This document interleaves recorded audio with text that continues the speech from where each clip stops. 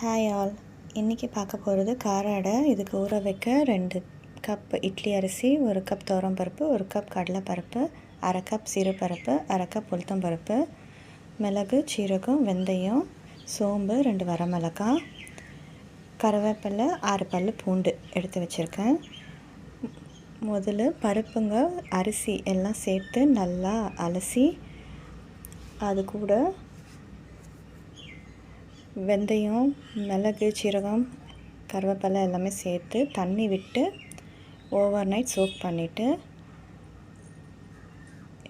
அரைக்கும்போது 2 spoon ரவை சேர்த்து அரைச்சிங்கன்னா நல்லா கிறிஸ்பியாக வரும். அது தாளிக்க எண்ணெய், கடுகு,